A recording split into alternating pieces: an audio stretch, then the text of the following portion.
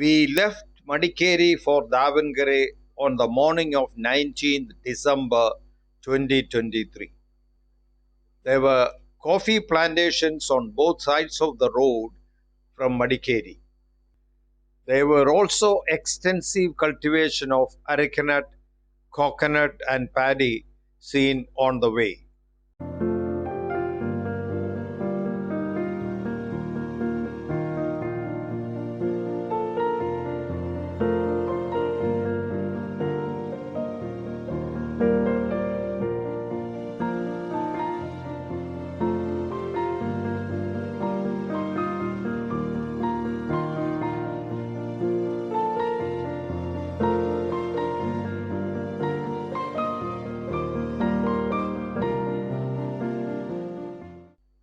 At a distance of 27 kilometers from Hassan and 63 kilometers from Sakleshpur, Hemavati Dam is an earthen dam situated at Gorur in Hassan district of Karnataka.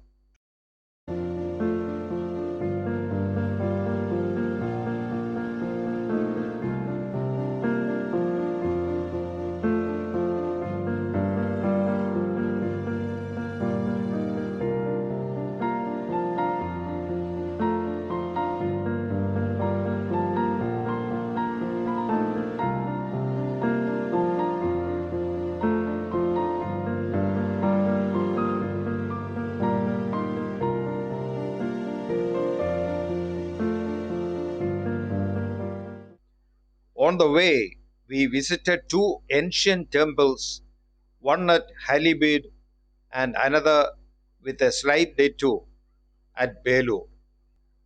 The Hoysaleswara temple, also referred simply as the Halebeedu temple, is a 12th century Hindu temple dedicated to the god Shiva.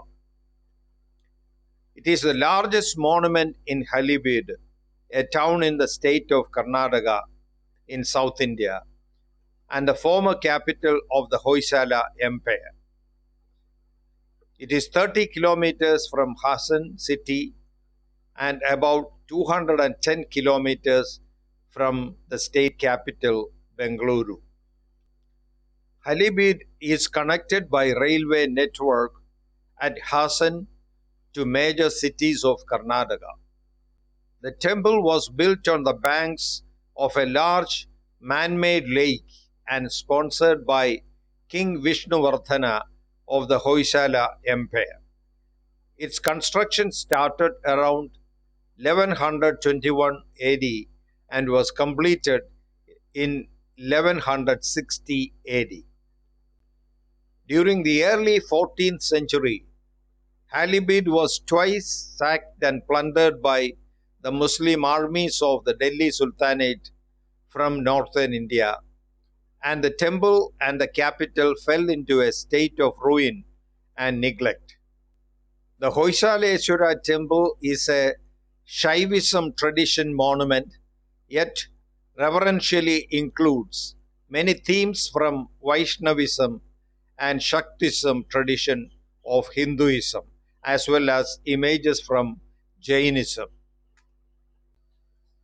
The Hoysaleswara temple is a twin temple dedicated to Hoysaleswara and Sandaleswara Shivalingas, named after the masculine and feminine aspects, both equal and joined at their transept.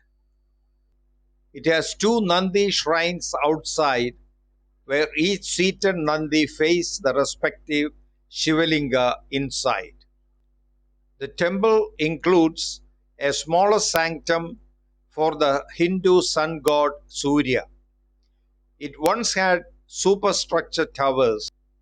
The temple faces east, though the monument is presently visited from the north side. Both the main temples and the Nandi shrines are based on a square plan. The temple was carved from soapstone. It is notable for its sculptures, intricate reliefs, detailed friezes, as well as its history, iconography, inscriptions in North Indian and South Indian scripts. The temple artwork provides a pictorial window into the life and culture in the 12th century South India.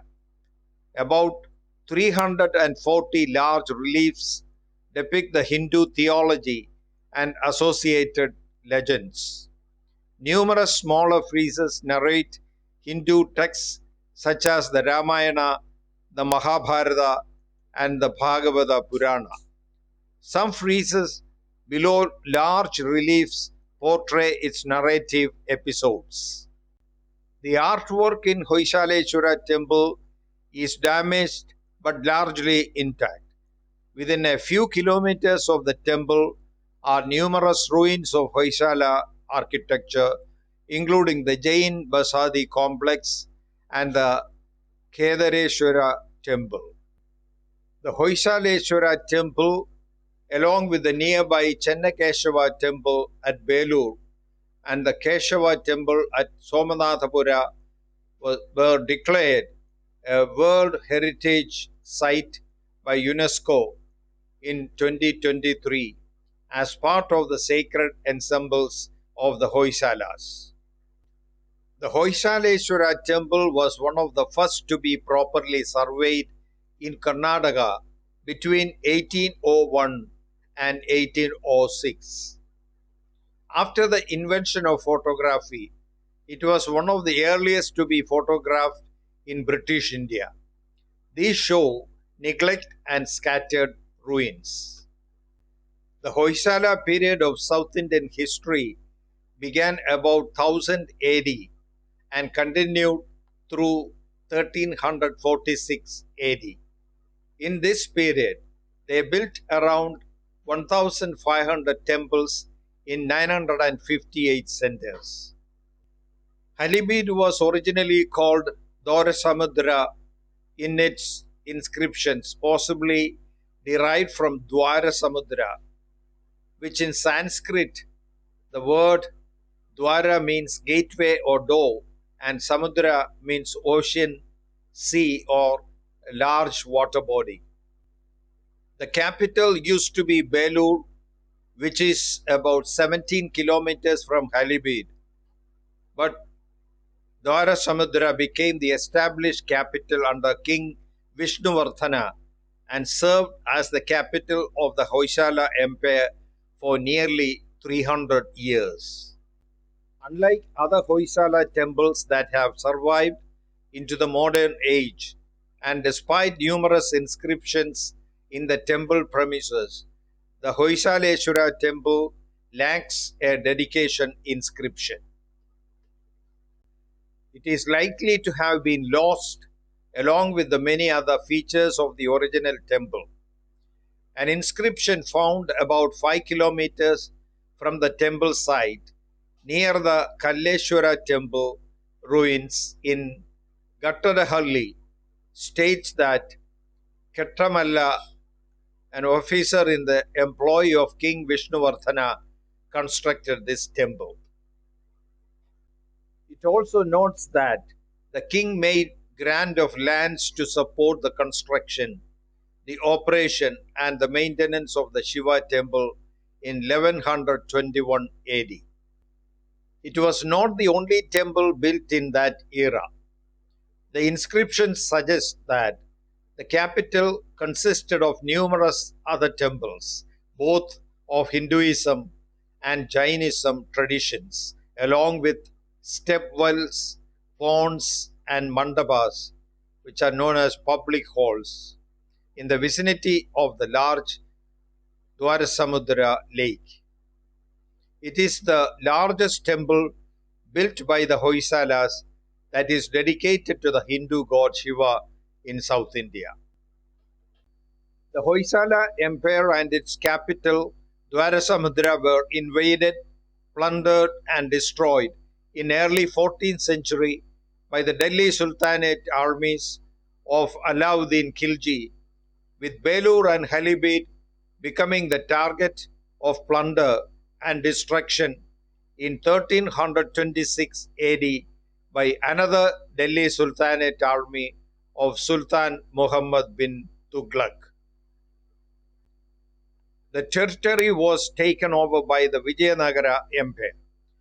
The Hoysala kingdom came to an end in mid 14th century when King Ballala III was killed in a war with the Muslim army of Madura Sultanate. Dwarasamudra and its temples became ruins, the capital abandoned, and the site became known as Halebeedu, which literally means old camp or old capital. About 300 of the original Hoysala Empire temples survive in different states of damage scattered around Karnataka. Of these, about 70 had been studied to varying degrees of detail by 1995.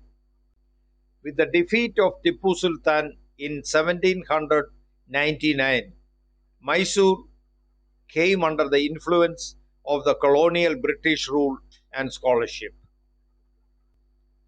The Hoysaleswara temple ruins were among the earliest surveyed, the earliest photographed in the 1850s, and the subject of several rounds of goodwill repairs and restoration that lacked thorough documentation.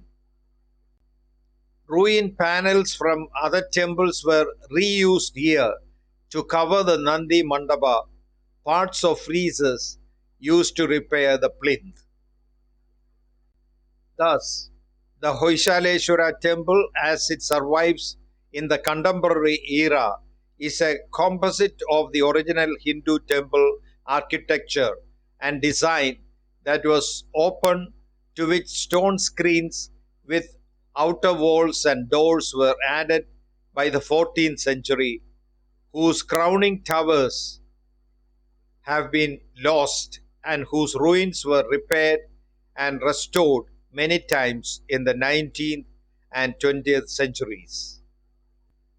The 12th century Halebeedu Shiva temple, or the Hoysaleshwara temple, is planned as a twin temple or Dvikuda Vimana, a plan with two shrines and two superstructures. The temples are of the same size and their sanctums open to the east facing sunrise. The sanctum of the Hoysaleshwara, the king, and the other for Shandaleshwara, the queen Shandala Devi, both have a Shivalinga. Outside on the east side of the main temples are two smaller shrines, each with seated Nandi. To the east of the southern Nandi shrine is a smaller attached Surya shrine where there is a 7 feet tall Surya statue facing the Nandi and the sanctum. Historians such as Adam Hardy state that the Hoysaleshwara temple shows evidence of other shrines, but these are now missing, lost to history. The temple complex as a whole is placed on a Jagadi, which literally means worldly platform. The platform is 15 feet wide around the outer walls of the temple, meant for the visitor to walk on and view the artwork clockwise while completing the circumambulation of the sanctums. It is called the Pradakshina Pada, path for circumambulation.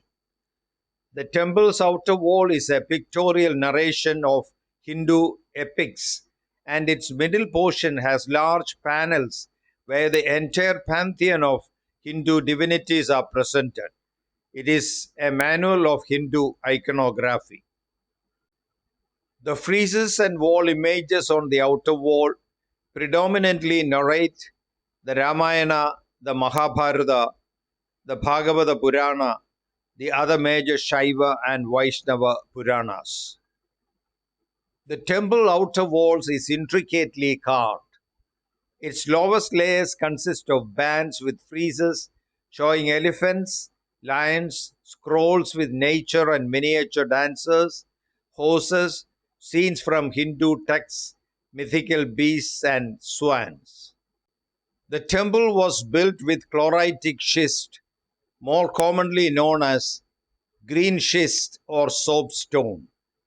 The soapstone is soft when quarried and easier to carve into intricate shapes, but hardens over time when exposed to air.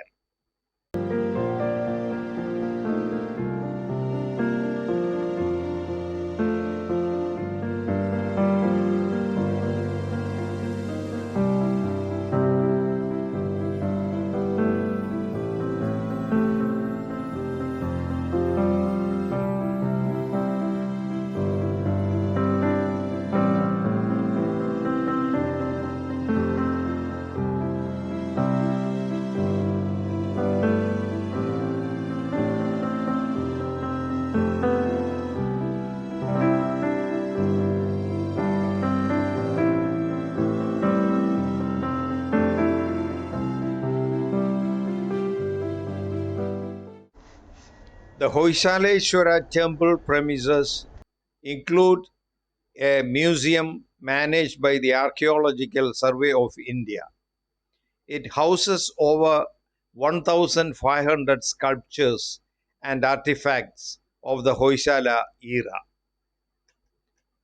These are pieces of ruins and temple artwork recovered from the site for closer three-dimensional examination. Adjacent to the temple premises, we can also see the sculptures and architectural remains of the Nagareshwara temple complex.